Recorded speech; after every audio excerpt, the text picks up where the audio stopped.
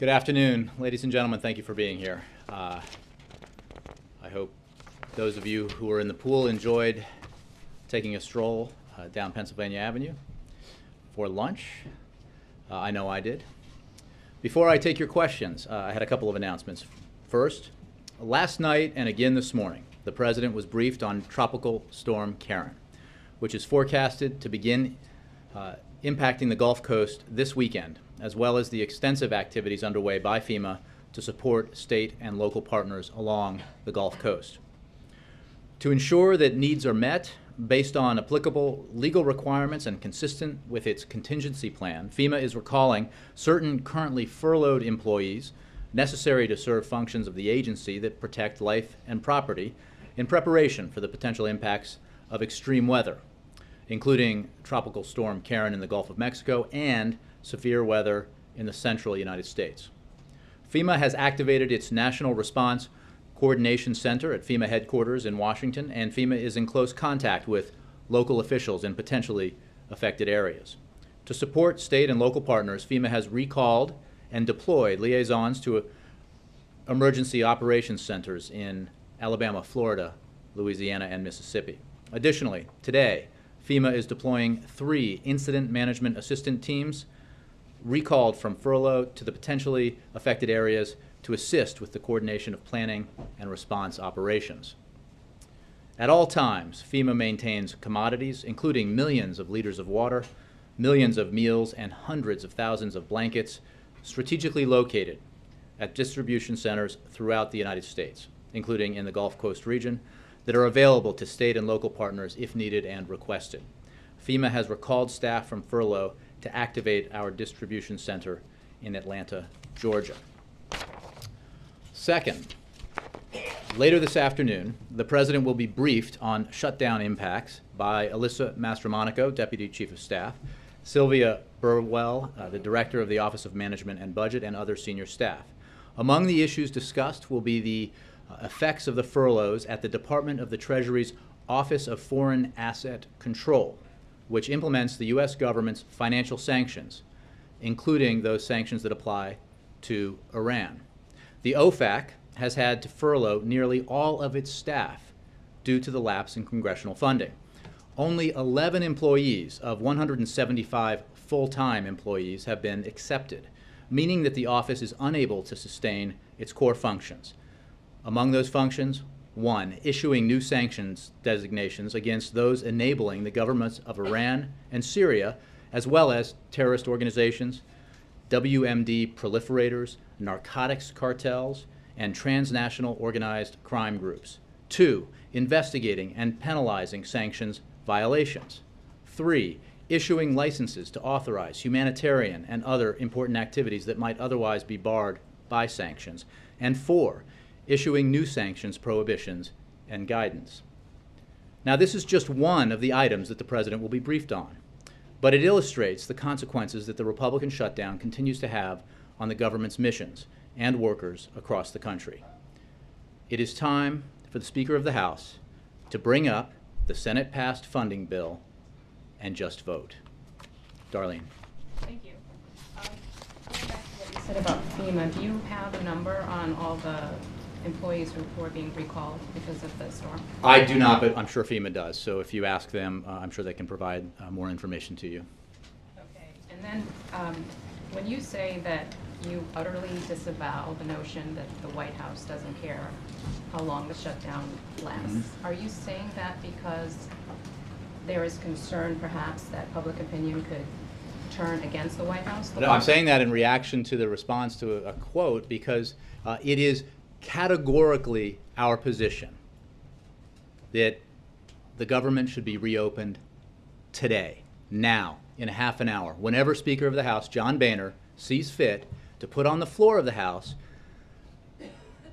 a bill that would reopen the government, extend funding at levels Republicans claimed they were delighted with, and allow people to go back to work with no partisan strings attached. Put it on the floor now. Vote now. A majority of the House of Representatives, as is the custom in democracies, would therefore support it, and it would become law because the President would sign it. That is our position. end the shutdown now, reopen the government now. One of the many effects of this shutdown is the one I just gave information to you about that the President will be briefed on later today. And it reflects the breadth and scope of the implications of a shutdown as it continues on day after day. It means thousands and thousands, hundreds of thousands of Americans, both here in the Washington area and across the country, who are sitting at home wondering if they'll ever get paid, wondering when the shutdown will end, wondering how they're going to make ends meet. Our position has always been, we're making no demands. We're asking for nothing in return for Congress fulfilling its responsibility to open the government and fund the government. I don't think we could be any more clear. That is our position in public. It is our position in private. It is our position in the briefing room, and it is our position in the back room. Open the government now. Just vote. Then can you explain why a senior administration official would say something like that? I would think that a lot of the furloughed workers who read that quote this morning would have been pretty... I cannot parse or explain every quote that appears in every article that you all write. What I can tell you is what I know absolutely as a fact. The President believes that the government ought to be reopened now. The President believes that there is an opportunity for the Speaker of the House to do that by putting on the floor of the House the so-called clean CR. And we are very confident, as are many Republicans, that it would receive a significant majority vote in the House. That's the President's position. And I don't think we could have been clearer or could be more clear about that. And that is the position the President took in his meeting with the Speaker of the House and the Senate Minority Leader, as well as Democratic leaders. It's the position he took walking past some of you on West Executive Drive and Pennsylvania Avenue, and it's the position he will take until the Republicans do the right thing, right? Why not just reopen the government at funding levels that they were very content with and that hardly represent the demands of the President? So that's our position. Quickly, on the Asia trip and the decision to cancel, can you explain, or, I mean, will that in any way affect this push by the administration to raise America's profile in Asia and pay more attention to Asia? Well, look, the cancellation of the trip is absolutely another consequence of the House Republicans' decision to force a shutdown of the government. And it's a completely avoidable consequence of a completely avoidable shutdown.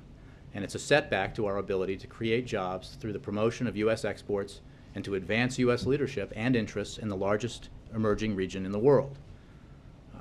The President is committed to the pivot of U.S. policy towards Asia, to the rebalancing of our policy around the world towards this important region of the world. And he looks forward to continuing his work with our allies and partners in the Asia-Pacific region and to returning to the region at a later date. Meanwhile, Secretary Kerry will ably lead delegations to both Indonesia and Brunei in place of the President. Joe.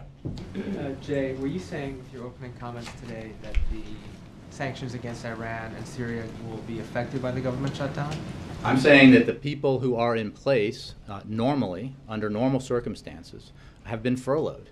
The people who handle this important function for the United States government in advancing U.S. national security interests and the national security interests of our allies and partners around the world have been furloughed, and that is a negative consequence of this wholly unnecessary decision by House Republicans to shut down the government because they're not getting whatever day it is, whatever partisan demand it is that they're asking for. But there's no change to the sanctions as a result of that. Again, you would have to address the sanctions questions specifically to the office. What I think I'd read in quite a great deal of detail is what the people in that office do and why it is so important that they be returned to work. Speaker Boehner is denying reports that he would allow a vote on the debt ceiling that would rely on Democratic votes to get passed. He's also saying that Republicans would demand spending cuts in exchange for raising the debt ceiling. What's Well, the that's White House's disappointing, position on that? because that means the Speaker of the House has just declared that it is his position that if House Republicans, principally Tea Party Republicans, do not get satisfaction on their partisan wish list, they will allow the United States of America to default for the first time in our history, with horrible consequences to middle-class families everywhere. That's an astounding position to take, and it's disappointing. Where do you think, what's the next step then? Here's something that I think would, make it easier to understand how the president views this. From the beginning, the president has made clear what his position is, and it has not changed, and it will not change. We have seen a variety of positions and tactics and strategies and communications efforts from Republicans to explain why they shut down the government, to explain why they're threatening to default. The president's position is clear. He's asking nothing from the Republicans in return for them fulfilling their responsibility mandated by the Constitution to fund the government and pay our bills. No demands, no strings attached, and they ought to do the same. They ought to simply open the government, pass the CR on the House that would get Republican votes as well as Democratic votes. The president would sign it today. People would go back to work tomorrow. If they acted really fast, some could go back to work this afternoon. So, and then when it comes to the debt ceiling, it is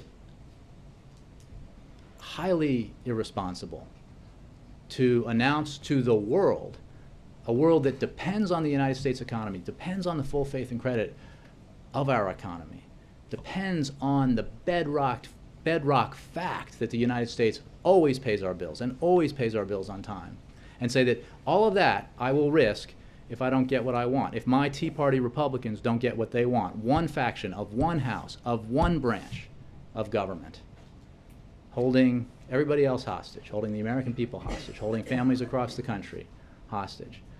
And when it comes to the debt ceiling, as I think we've tried to explain, the stakes are so much higher, even than a shutdown.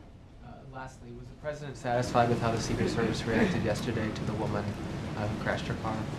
I think this is a matter that's under investigation. I haven't had that specific conversation with him, so I would leave it to the investigators to make that judgment. But he certainly, it's my understanding, was obviously briefed on it, never in any at any risk or in any danger. Yes, Jim. Getting back to the Wall Street Journal article, does the White House believe that it has the upper hand in this standoff? That you're winning? As the president said when he went to get a sandwich with the vice president and was asked, nobody wins. Nobody wins when the government shuts down and American families across the country go without a paycheck.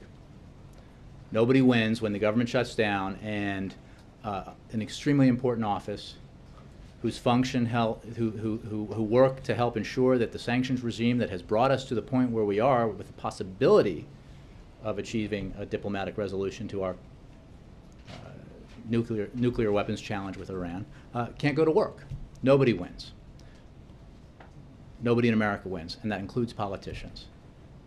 That's why it is the president's position that the Speaker of the House ought to put on the floor of the House a bill that would absolutely pass the House with Democratic and Republican votes and reopen the government now. But is that why the president keeps calling this a Republican shutdown and that he won't He calls it a negotiate Republican, because he believes Jim, that he has the upper hand?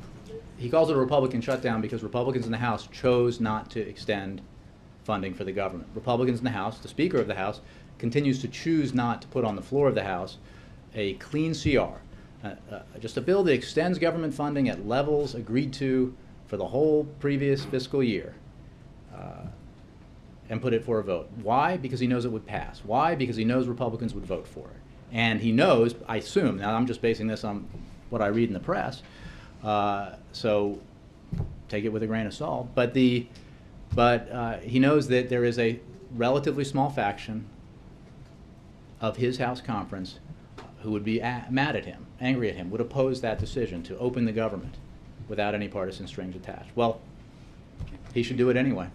He should do it to open the government, help those American families, put them back to work, and he should, in the same spirit, without drama or delay, ensure that the United States continues to have an unbroken record of never defaulting. And you talked about the conservative faction of the Republican Party, and the president's talked about this as well. What is it about the president, what's the deal with the president and the Tea Party? Why are they so far apart, and why is there just seemingly so much venom between this White House and the There's Tea no Party? venom here. We just want the government to be open. We just want, again, the Speaker of the House to put on the floor of the House a clean continuing resolution. And if there are members of the House who won't vote to open the government, they should vote no, and I suspect they will. I know that there are some who've declared they would never vote to raise the debt ceiling, which is a weird way to interpret your constitutional responsibility when you take the oath of office, since the Constitution assigns to the Congress the power and the responsibility to pay the debts of the United States. Setting that aside, it's a small faction. They should vote how they see fit, of course. But we're confident, and I think Republicans across Washington are confident, that if the Speaker put that bill on the floor, it would pass with Democratic and Republican votes. And by some Republican estimates, many Republican votes. Because a lot of Republicans understand that this is bad for their constituents. It's bad for the economy. There have been independent assessments done about the impact on our GDP of a sustained government shutdown. But there's no deadline to force anybody's hand here. We passed the September 30th deadline. Are we likely to just be in this state of impasse until October 16th at midnight? There's one outcome here, which is that the government reopens, and the president's not going to agree to partisan demands in return for Congress fulfilling its basic responsibility. What the president said today and what he said every day and what he said all year long is he's not only happy to negotiate, he's eager to negotiate with Republicans over our broader budget challenges. And what is highly ironic about the position being taken now by Republicans is that they seem to be suggesting they will only negotiate if the government's shut down and they're threatening to default, because the door's been open all year long here. The president took Republicans out to dinner. He brought them here. Senior members of his team have been engaging with lawmakers of the Republican persuasion all year long on this issue. And some of them have had, some of these conversations have been extremely encouraging. So we know that there is potentially the spirit of compromise among some quarters of the Republican Party on Capitol Hill. And what I think is required here is the willingness of leaders on Capitol Hill to allow that spirit to blossom. And maybe we can get somewhere. But we will not. This job to get this done. This is not about any person's job on Capitol Hill, except for the staff who've been furloughed. This is about the individuals around the country, hundreds of thousands of them, who don't have a paycheck and are sitting at home. More broadly, it's about how our democracy should work, and the fact that the United States is the most powerful economy in the world and the most reliable economy in the world, in no small measure because we always pay our bills. And nobody here of any party has, until 2011, monkeyed around with that proposition. Jackie. Even if there were to be a clean CR and a clean debt limit, and we were to get those both behind us, what encouraging signs have you seen, are there any, to suggest that there could be grand bargain talks again that might yield anything? I won't attach a catchphrase to the kinds of budget conversations that we could have. What the president has long sought is a broader agreement with Republicans on how we fund our government, what kind of choices we make to ensure that we're investing in the right areas so that the economy grows and the middle class is expanded and protected, and that we are creating bulwarks in the foundation of our economy for the future by luring investors to the United States and expanding markets overseas for American products and making it the right decision for companies, including American companies, to invest here in the United States. And as we do that, to responsibly continue the project of reducing our deficit. I say continue because, as you know, on this president's watch, the deficit has been cut in half. And he wants to continue that work. And he wants to continue it in the manner that he believes is supported by the American public and is the most economically logical, which is in a balanced way, so that we can continue to grow and that the middle class is protected and expanded. But given that discretionary spending has borne the brunt, and the president has repeatedly said he won't cut entitlement spending beyond the farm subsidies, other mandatory programs, was there any indication from the Republicans, for instance, at the meeting at the White House the other night, that they would put revenues on the table? Did he even challenge them to ask whether they would put revenues on the table? Jack, I'll say a couple of things. One is, as you know, because you covered it in detail, the president's budget addresses entitlement savings beyond what you just discussed, what you just mentioned. So the president's position is well known and has been on the table, and it's a compromise offer. It's an offer that he made to the Speaker of the House at the end of last year, at a time when the Speaker of the House was at least putatively making an offer of his own that he immediately took back, and we haven't seen it again. The president, by contrast, put his offer on the table, left his offer on the table, incorporated it into his budget, and it remains an offer on the table. Beyond that, we're not going to negotiate over Congress's fundamental responsibility to reopen the government and ensure that the United States pays its debts. And I'm not going to negotiate over what a negotiation might look like here in the briefing room and what the topics, the items of that negotiation might look like. But you can just look at the president's budget and understand that he's serious about investing in the future, making sure that we make choices that give a quality education to our children. We make choices that continue the dynamic in this country where we are becoming more energy independent and we're approaching our energy needs in an all-of-the-above manner. More decisions that ensure that we're on the cutting edge of innovative technological research so that we can create businesses here. And more decisions that protect and expand the middle class. Republicans know that because it's documented on page after page of a budget proposal. And the president's ready to talk about it, as he has been all year long. So the whole idea that he's not willing to negotiate is a canard, because he's been willing all year long to sit down and have these conversations, and he's had these conversations. What we haven't seen from Republicans thus far is a willingness to put a counteroffer on the table, to be serious about taking a compromise approach. And what he won't do is, as he just said, negotiate with Republicans while they have the American economy held hostage and are trying to extort partisan demands from the economy, from the American people, in return for reopening the government or in return for ensuring that we pay our debts. But did he challenge them or ask them what they would propose as to negotiate? And is it true that there was laughter when the speaker brought up the suggestion that they talk about a grand bargain again? Here's what I can tell you, Jackie, is that the president's position, and there's a beauty in the simplicity of this, the president's position, as enunciated in the Oval Office, in which the only other attendees were the vice president and the 4 leaders, is exactly the same as the president's position as enunciated here in front of you and as reiterated by me. Happy to negotiate over a wide range of economic and budget issues, happy to negotiate over ways that we can strengthen and improve the Affordable Care Act. After the Republicans reopen the government, he's not asking for anything in return for reopening the government, putting people back to work, and after the Republicans allow the United States to send the message around the world that we do not default on our obligations. John. Jay, you spoke pretty forcefully about the dangers of having that office that enforces the Iranian sanctions closed. I assume the White House would veto, though, a bill if the Republicans were to put one forth that would specifically fund that office? Our position on the piecemeal, gimmicky approaches that the House Republicans have taken, with no explanation for why they wouldn't just open the government at spending levels they set, remains the same, and it's clearly enunciated in the statements of administration policy.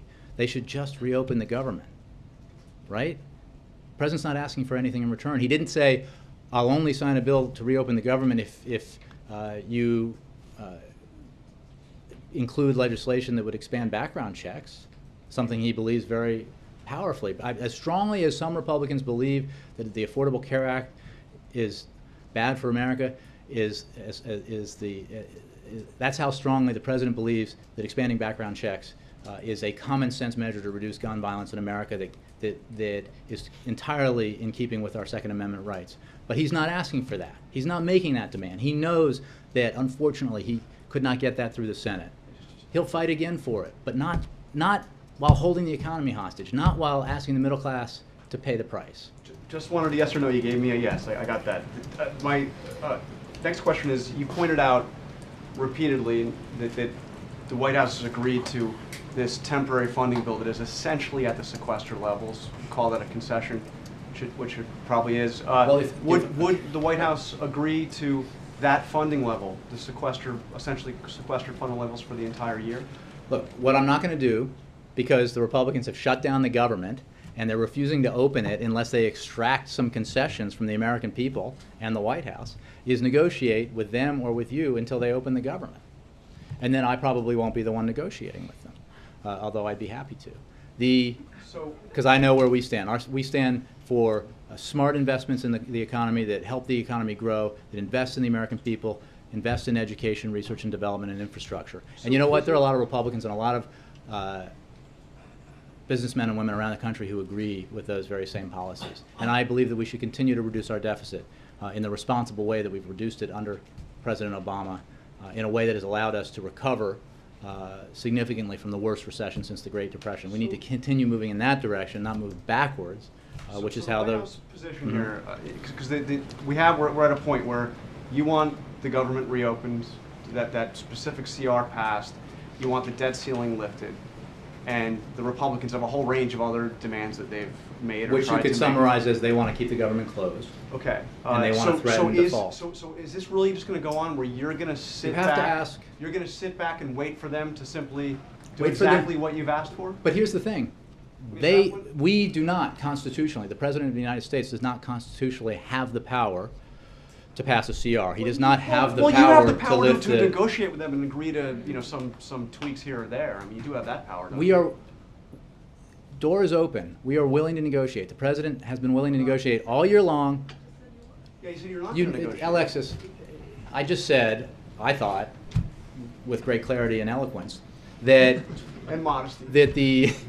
And modesty, that the President is willing to negotiate, has been willing to negotiate, as he just said, in a sandwich shop with Republicans, but not when they're threatening to keep the government shut down and to default on our obligations. And in return for doing the responsible thing, the President is asking nothing. He's asking for nothing from the Republicans. So if their position, which is what you're enunciating, is that it is a concession by Republicans to the American people to open the government and to send hundreds of thousands of people back to work, they ought to say so. If it is a concession by Republicans to not default, they ought to make that clear to the American people. I think that would be an astounding thing to say. But the Speaker is saying that he wants some commitment on deficit reduction in exchange for raising the debt ceiling. I understand you're opposed to any kind of negotiations on that.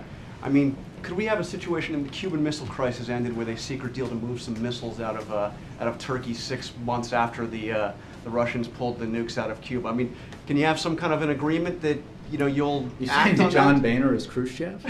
I don't know who's Khrushchev and who's Kennedy on this, but I'm pretty sure who the President is. There goes your Twitter feed, John. But I mean, is there something they want something? I mean, Boehner. There have been a lot of unreasonable demands made. There's been a lot of, but Boehner's put forward. We're making none.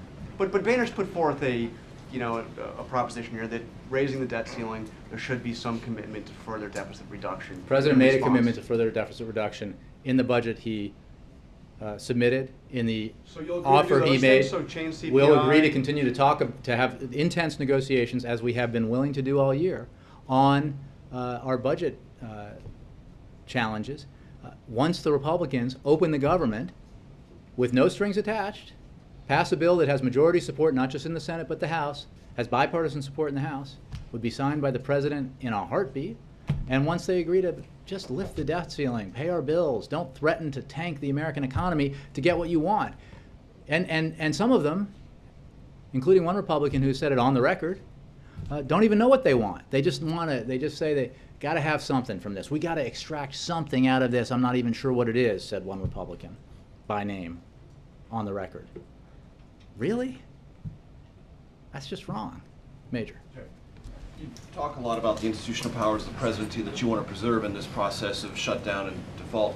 I wonder if you could talk to us a little bit about how that conversation wound through the White House about deciding not to go on the trip to APEC and ASEAN. Those are two significant events that presidents historically have attended.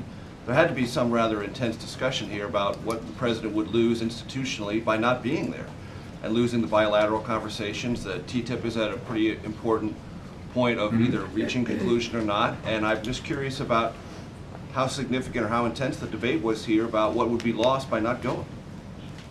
Well, the president believes that America plays an exceptional role in the world, and that politics in Washington should not be standing in the way of exerting American leadership abroad. So the unfortunate need to cancel this trip, because Republicans in Congress have decided to shut the government down, and in this case undercut U.S. leadership abroad, sends the wrong message to the world. So I think the answer to your question is there are consequences to this, and it's unfortunate. Secretary Kerry will ably represent the United States at these summits in Indonesia and Brunei. And the president made the decision that based on the difficulty in moving forward with foreign travel under the circumstances of a shutdown, it was his determination that he should be here continuing to press his case that Republicans should immediately allow a vote to reopen the government. But your question, in a way, answers itself. You're right. This is not good for America. It's not good for our economy to have the president unable to travel to Asia, where some of the fastest growing economies in the world are located, to make the case for America's economic dynamism and America's potential as a source of investment, and also to make the case for America's national security interests in that region. So I think, there are many consequences of shutdown, and this is one of them. Were there voices within the administration urging the president to go even so? I think the president very much wanted to go and believed it was the right thing to go under the circumstances where the Republicans decided to shut down the government, have decided for day after day after day not to put on the floor of the House a bill that would pass with a majority in the House. Well, look, I don't get to make those legal or logistical decisions. I think that it was certainly highly complicated given shutdown to make that kind of trip. That's why we initially pulled down the back end of the trip in the second two countries, and why in light of the fact that the Republicans have continued to shut the government down, that the president decided to not make the trip at all. Before you came out, OMB released a statement of administration policy saying it supported the legislation sponsored in the House by Republicans and Democrats to provide back pay to federal workers. It is Once the Republicans open the government. And the president signed the military pay legislation, which covers them currently, even though there's a shutdown. In that respect, there are two pieces of piecemeal legislation that address part of the shutdown scenario. Is that consistent with the administration's overall denunciation of any other piecemeal efforts to open the government? There is no question, and I answered this the other day with regards to our men and women in uniform and the extraordinary service and exceptional service that they provide to our country, that it is necessary for us to have their backs under any circumstance. And that is why we, and I think virtually everyone in Capitol Hill, supported that legislation. As for back pay, that's something that Congresses have done every time there's been a shutdown, as I understand it, and it's something that bipartisan majorities support, but it is conditioned on the back pay for when they open the government. And right now, John Boehner and the Tea Party, that seems to have his ear, principally, have made the decision that they won't open the government unless they can get whatever demand it is they can think of today, because it's changed. Remember, this is all about defunding or delaying or sabotaging in some way the Affordable Care Act, and for many it still is. But they keep changing their lists of demands, which I think makes clear the farce here. Legislation the president would support. Again, we do not support. We support just opening the government. Back pay is a. Well, again, I think I've explained, Major, the back pay is not a piecemeal, does not address the situation you have where the government shut down and hundreds of thousands of workers are sitting at home without pay. It just means that if and when the Republicans realize that they have no other option besides opening the government, that these hardworking Americans will get paid. I know the administration wants to defer to Congress on the debt ceiling, but I would imagine you have at least some We don't range. want to, we have to by No, law. but you have some range of by how much you would like to see the debt ceiling raised. You would probably not want it for just 2 weeks or 2 months or something. There was probably some general approach you would want to see followed in the raising of that debt ceiling. Can you outline any of that today? And point of fact, and I'm not trying to be cute here, wouldn't that ultimately be subject to a negotiation? How much and for how long? Our position is Congress must and should Right. raise the debt ceiling. And the reason they need to do it is to remove, hold on, but it's to remove any uncertainty about the bedrock principle that the United States has and always will pay its bills and pay them on time. So it's up to Congress to decide how to create that certainty and what measure they will take to ensure that certainty. We're not going to, In that process, are you? we just, our view is that the Congress ought to do what up until 2011 it has always done, which is ensure. It was subject to a year, 2 years, that went back and forth. And I'm just I'm not curious. disagreeing with the history. What I'm saying is that never before, until the current crop of Republicans took control of the House in 2011, had there ever been the real threat of default by a party to the negotiations. And that's what we have to avoid. Meanwhile, it's important to remember, because we all forget, because it happened so quietly, these same Republicans raised the debt ceiling well in advance of the deadline without drama or delay earlier this year. Ask them why. Why was it okay not to default then or threaten default then? Why is it now necessary, presumably politically, to threaten the economy of the United States and the world today? Yes. As soon as you pointed to FEMA taking some workers off furlough because of the threat of Tropical Storm Karen, Republicans sent out an email noting that they had there was an administration veto threat on a bill that they had passed in the House that would reauthorize FEMA. Tell me why some government spending is not more essential than others, Oh, even you in the should face ask of a that shutdown. question. You should ask that question to Republicans, because we think the whole government ought to be reopened on time now. Well, not on time. They've already shut it down for a few days. So do it now. What the law under shutdown allows for, as I understand it, and I am venturing into territory that others principally occupy, but it allows for these kinds of recalls when the issue is of protecting life and property. Obviously, in a circumstance with an impending bout of severe weather in the Gulf of Mexico and another one in the central United States, those circumstances apply.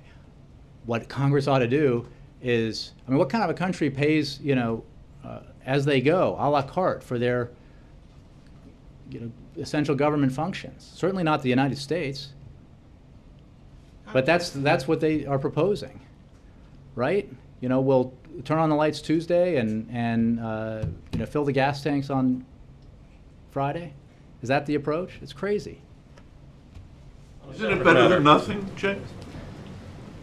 For the hundreds of thousands of American workers who would not go back to work under any of these piecemeal approaches, the answer is open the government now. The President's not asking the Republicans for anything in return. He does not view, and I don't think anybody who's affected by this views, the opening of the government of the greatest country on earth, economically and in so many other ways, as a concession to a president or a party.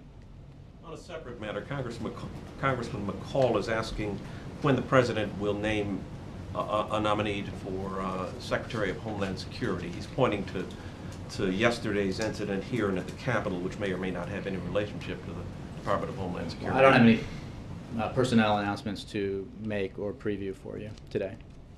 He's calling it irresponsible for the president not to have selected a nominee. Well, I don't have any personnel announcements to make today. Yep. Jay, going back, you guys have used a lot of hostage metaphors. Has there ever been a hostage negotiation? We and Just the hang on, but- Republicans. Yeah, I understand that. But has there ever been a hostage negotiation, a situation where the people doing the negotiation has refused to accept any hostages being released? The reason I say that is why you can put some people back to work today. You can save the government some money today by signing these piecemeal bills. Why not? This is a gimmick, and all they have to do is open the government You can say it's today. a gimmick when you sign the bill and you get some people back to work. Ask Republicans why they won't put a bill on the floor that would get Republican and Democratic support. Just open We've the all asked government. those questions a million times. What's Yeah. wrong with taking the high road here? Because it is absolutely essential that the government itself open. And again, these are levels that Republicans not only agreed to, but celebrated. So if we agree on, for a modest term CR, what the funding levels ought to be, why are they refusing to open the government? And you know why, because they've just continued to throw out demands that are associated with the simple proposition that the government of the United States ought to be open for business. I understand, but why refuse to do this piecemeal? Why do you believe it's? Because why do you it believe is it's wrong? inappropriate and bad for the economy and bad for our democracy to negotiate over the fundamental responsibility Congress has to keep the government running and for the United States to Believe pay they're our less bills. likely to act? Is that the real issue here? I think there's a- that they're less likely to fund the I think- entire government if you do. If you Chuck, I accept think this that the term? Republicans in the House need to open the government. The president's not asking for anything in return. Nothing. Nothing. No partisan strings attached. Why won't the Speaker of the House, someone I've known for a long time, and many of you have known, do what everybody thinks is the right thing here, virtually everyone, which is just put a bill on the floor that many of his own Republicans would vote for, Democrats would vote for, and would open the government. And if it's about negotiating, even though they refuse to negotiate in any kind of seriousness or good faith all year long, President's ready to negotiate once they open the government, once they ensure that we pay our bills. You didn't answer Major's question on the amount that you want the debt ceiling raised. Right, I'm not, because Why is that? the issue isn't, for us, a specific term, it's the threat of default that has never been made So as long before. as they raise it a day? Look, raise it a week, you're the happy? issue is certainty. The issue is certainty. The United States should not be in the business, because of its elected leaders, of sending signals to the American economy and to the world economy on any kind of basis, whether it's weekly, monthly, or yearly, must have a length that of we time. may not be paying our bills. Our position is the Congress ought to do it without drama and delay, which Well, they what does did, that by the mean? way, in January of this year, and probably not a single one of you, with the exception perhaps of Bloomberg and CNBC and the Wall Street Journal, even reported on. They raised the debt ceiling. Guess what? So 10 months. So what No, you're saying I'm is saying that's just, an they acceptable should amount just, of time. 'cause I'm not that's what gonna, the 10 Chuck, months, we're is not that- that's negotiating with them acceptable? over that responsibility, and so I'm not gonna negotiate with you over that responsibility. But you must have a length of time that you want it done. They just need to do the right, What Chuck, defines I- the right thing? I think you've established, That you don't have an in answer all the to time that you've what taken that is. asking me, that No, I'm I- not gonna negotiate with you over the duration around which the Congress ought to fulfill its. You're not going to negotiate with them about that either? On the duration? They need to end the uncertainty about, and stop threatening the full faith and credit of the United States. Yes, Mr. Dorney, yeah. Given your analysis that is widely shared by others, that a majority of the House actually would support a clean CR, there is a route under House rules where a majority of the House can supersede the Speaker. Presidents like Lyndon Johnson have used this. Why aren't you encouraging a discharge position or getting your allies in the Democratic Party to do that? Or is there some consideration of that? That's a interesting question, and when I was covering the Hill, I was one of those reporters who never quite got all of the specific arcane procedural rules, so I'm the wrong person to answer it. What I can tell you is they ought to just act and let the majority speak and let the bill pass, and the president will sign it. However that comes about is fine with us. The Speaker ought to just let it happen. One other quick question. Any enrollment figures you can give us for the online health care exchanges? We've gotten a lot in terms of.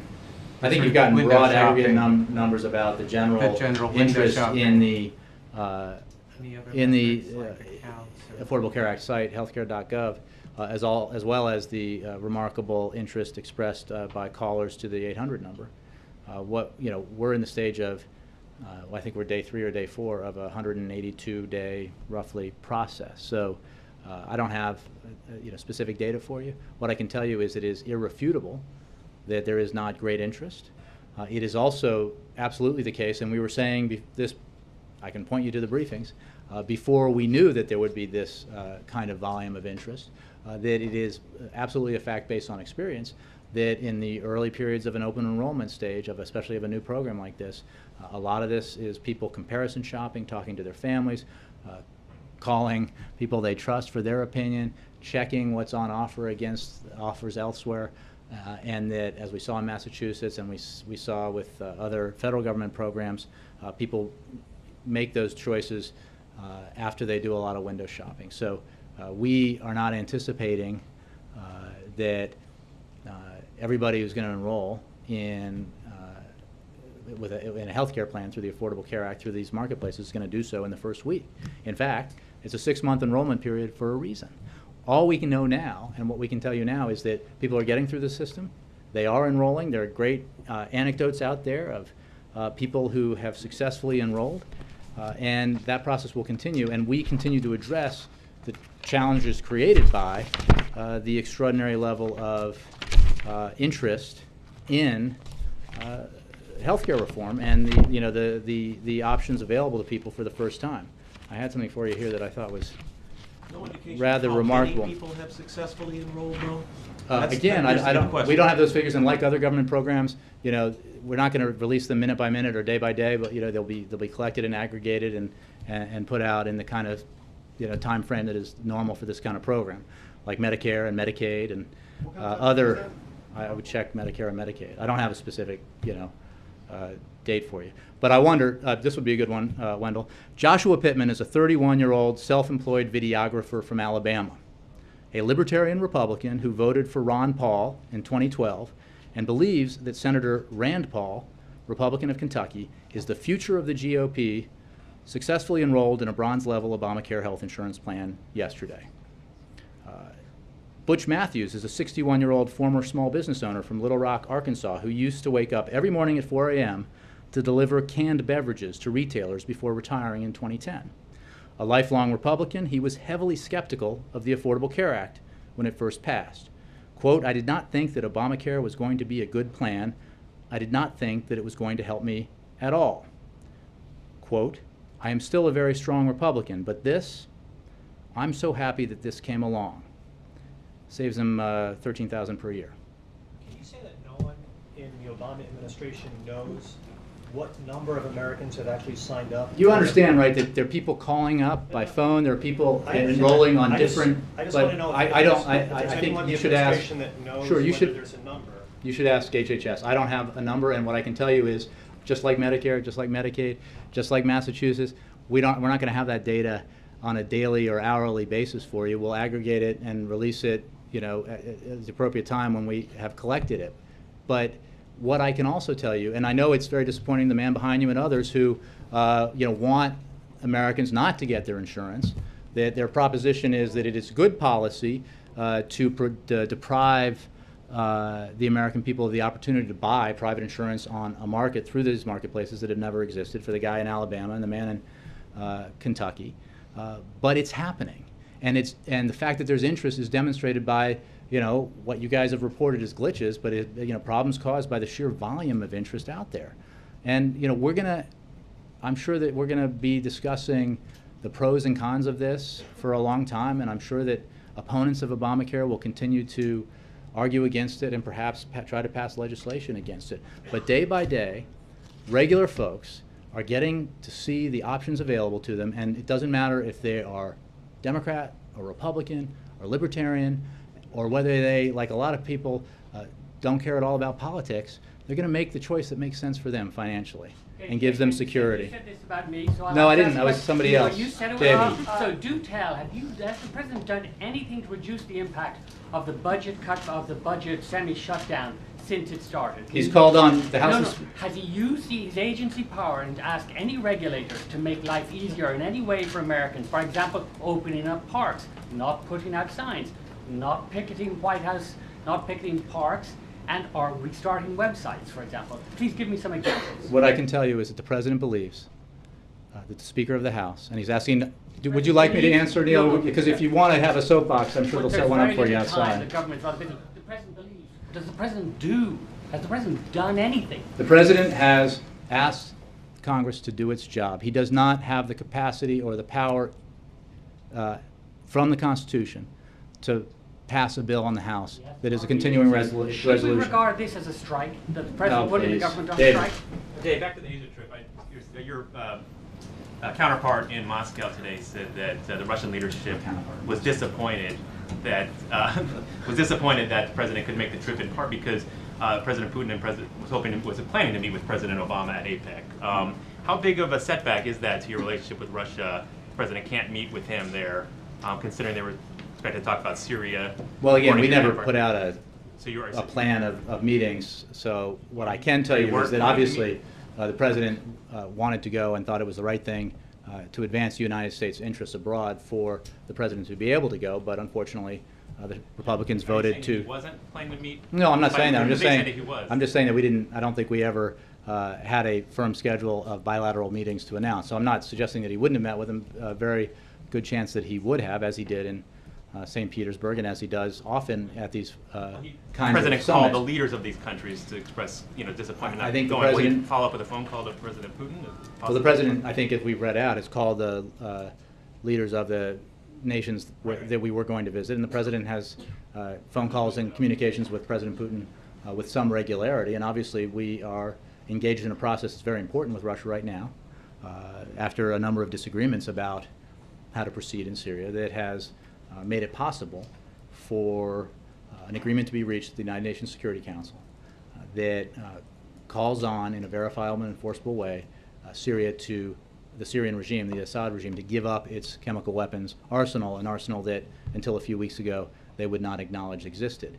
And that is a very significant accomplishment, and obviously the United States and Russia have been working together on it. And that work will continue.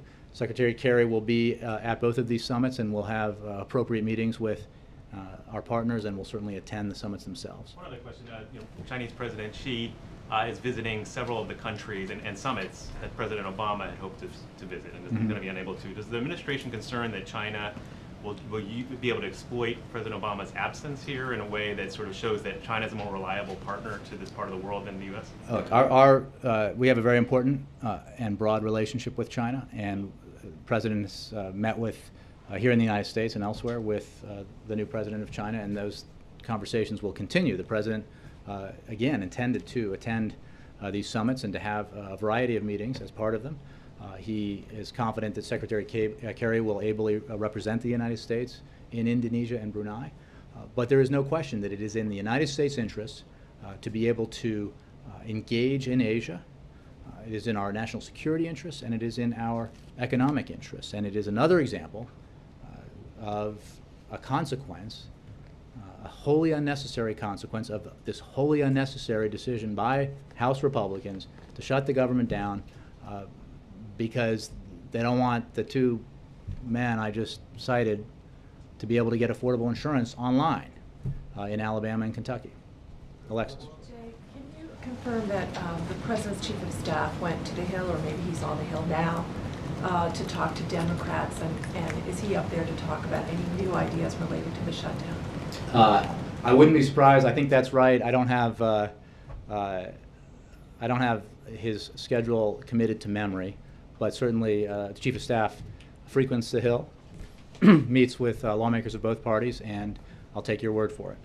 And then also, can I follow up? Because we weren't expecting the President to be here this weekend, can you help us understand what he hopes to do with his schedule this weekend and how he might use his time?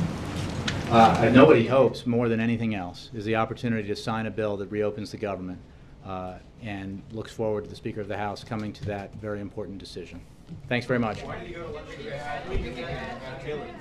We will get back to you with the week ahead. Obviously, we plan to be elsewhere next week, and we had a larger staff to compile weeks ahead. But we'll get back to you with more information on Why that. lunch down the street today? Because I was hungry. What'd you get? No, he had a good. It was very. I think he sold the pool and others who were around. It was a lot of. He really enjoyed getting out. The Vice President as well. Beautiful day, and he wanted to do it because he had heard about this particular restaurant and other establishments here in Washington that have made the decision to offer discounts, or in some cases, free food or coffee and cookies, to furloughed federal workers. And that's the kind of neighborliness and the kind of spirit of taking care of one another that the President believes is so much a fabric of this country. And he wanted to say thanks, and he wanted to get a sandwich. Thanks.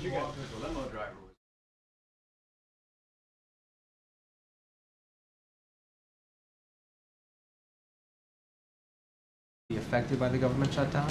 I'm saying that the people who are in place normally, under normal circumstances, have been furloughed.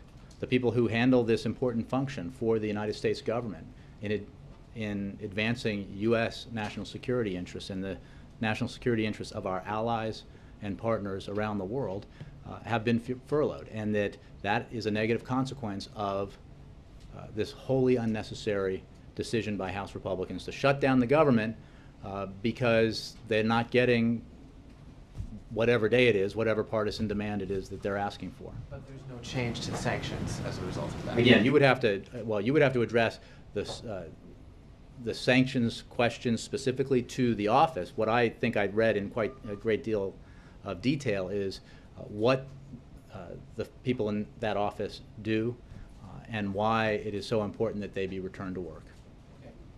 Speaker Boehner is denying reports that he would allow a vote on the debt ceiling that would rely on Democratic votes to get passed. He's also saying that Republicans would demand spending cuts in exchange for raising the debt ceiling. Well, that's disappointing, because that means the Speaker of the House has just declared that it is his position that if House Republicans, principally Tea Party Republicans, do not get satisfaction on their partisan wish list, they will allow the United States of America to default for the first time in our history, with horrible consequences to middle-class families everywhere. That's an astounding position to take, and it's disappointing. Where do you think? What's the next step then? Here's something that I think would, make it easier to understand how the President views this. From the beginning, the President has made clear what his position is, and it has not changed, and it will not change. We have seen a variety of positions and tactics and strategies and communications efforts from Republicans. Now, in a half an hour, whenever Speaker of the House John Boehner sees fit to put on the floor of the House a bill that would reopen the government, extend funding at levels Republicans claimed they were delighted with, and allow people to go back to work with no partisan strings attached. Put it on the floor now. Vote now. A majority of the House of Representatives, as is the custom in democracies, would therefore support it, and it would become law because the President would sign it. That is our position. End the shutdown now. Reopen the government now. One of the many effects of this shutdown is the one I just gave information to you about that the President will be briefed on later today. And it reflects the breadth and scope of the implications of a shutdown as it continues on day after day. It means thousands and thousands, hundreds of thousands of Americans, both here in the Washington area and across the country, who are sitting at home wondering if they'll ever get paid, wondering when the shutdown will end, wondering how they're going to make ends meet. Our position has always been, we're making no demands. We're asking for nothing in return for Congress fulfilling its responsibility to open the government and fund the government. I don't think we could be any more clear. That is our position in public. It is our position in private. It is our position in the briefing room, and it is our position in the back room. Open the government now. Just vote. Then, can you explain why a senior administration official would say something like that? I would think that a lot of the furloughed workers who read that quote this morning would have been pretty... I cannot parse or explain every quote that appears in every article that you all write. What I can tell you is what I know absolutely as a fact. The President believes that the government ought to be reopened now. The President believes that there is an opportunity for the Speaker of the House to do that by putting on the floor of the House the so-called clean CR. And we are very confident, as are many Republicans, that it would receive a significant majority vote in the House. That's the President's position. And I don't think we could have been clearer or could be more clear about that. And that is the position the President took in his meeting with the Speaker of the House and the Senate Minority Leader, as well as Democratic leaders. It's the position he took walking past some of you on West Executive Drive and Pennsylvania Avenue, and it's the position he will take until the Republicans do the right thing, right? Why not just reopen the government at funding levels that they were very content with and that hardly represent the demands of the President? So that's our position. Quickly, on the Asia trip and the decision to cancel, can you explain, or, I mean, will that in any way affect this push by the administration to raise America's profile in Asia and pay more attention to Asia? Well, look, the cancellation of the trip is absolutely another consequence of the House Republicans' decision to force a shutdown of the government. And it's a completely avoidable consequence of a completely avoidable shutdown. And it's a setback to our ability to create jobs through the promotion of U.S. exports and to advance U.S. leadership and interests in the largest emerging region in the world. The President is committed to the pivot of U.S. policy towards Asia, to the rebalancing of our policy around the world towards this important region of the world. And he looks forward to continuing his work with our allies and partners in the Asia-Pacific region and to returning to the region at a later date. Meanwhile, Secretary Kerry will ably lead delegations to both Indonesia and Brunei in place of the President. Joe. Jay, were you saying with your opening comments today that the sanctions against Iran and Syria will be... Well, the Director of the Office of Management and Budget, and other senior staff. Among the issues discussed will be the effects of the furloughs at the Department of the Treasury's Office of Foreign Asset Control, which implements the U.S. government's financial sanctions, including those sanctions that apply to Iran. The OFAC has had to furlough nearly all of its staff due to the lapse in congressional funding. Only 11 employees of 175 full-time employees have been accepted, meaning that the office is unable to sustain its core functions. Among those functions, 1, issuing new sanctions designations against those enabling the governments of Iran and Syria, as well as terrorist organizations, WMD proliferators, narcotics cartels, and transnational organized crime groups. 2, investigating and penalizing sanctions violations. 3, issuing licenses to authorize humanitarian and other important activities that might otherwise be barred by sanctions. And 4, issuing new sanctions, prohibitions, and guidance. Now, this is just one of the items that the President will be briefed on, but it illustrates the consequences that the Republican shutdown continues to have on the government's missions and workers across the country. It is time for the Speaker of the House to bring up the Senate-passed funding bill and just vote. Darlene. Thank you. Going back to what you said about FEMA, do you have a number on all the employees who are being recalled because of the storm? I do not, but I'm sure FEMA does. So if you ask them, I'm sure they can provide more information to you.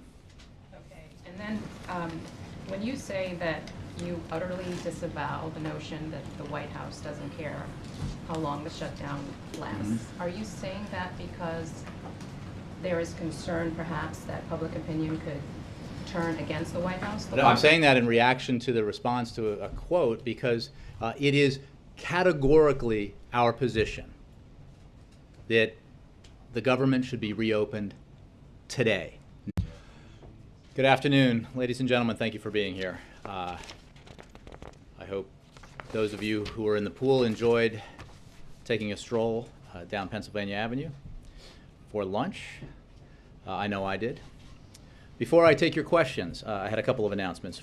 First, last night and again this morning, the President was briefed on Tropical Storm Karen, which is forecasted to begin impacting the Gulf Coast this weekend, as well as the extensive activities underway by FEMA to support state and local partners along the Gulf Coast.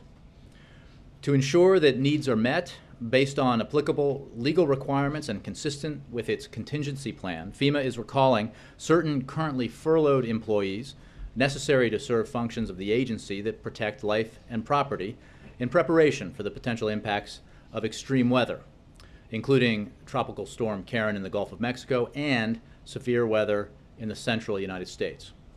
FEMA has activated its National Response Coordination Center at FEMA headquarters in Washington, and FEMA is in close contact with local officials in potentially affected areas. To support state and local partners, FEMA has recalled and deployed liaisons to emergency operations centers in Alabama, Florida, Louisiana, and Mississippi. Additionally, today, FEMA is deploying 3 incident management assistant teams recalled from furlough to the potentially affected areas to assist with the coordination of planning and response operations. At all times, FEMA maintains commodities, including millions of liters of water, millions of meals, and hundreds of thousands of blankets, strategically located at distribution centers throughout the United States, including in the Gulf Coast region, that are available to state and local partners if needed and requested.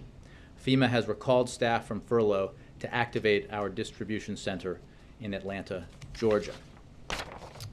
Second, later this afternoon, the President will be briefed on shutdown impacts by Alyssa Mastromonaco, Deputy Chief of Staff, Sylvia Burr,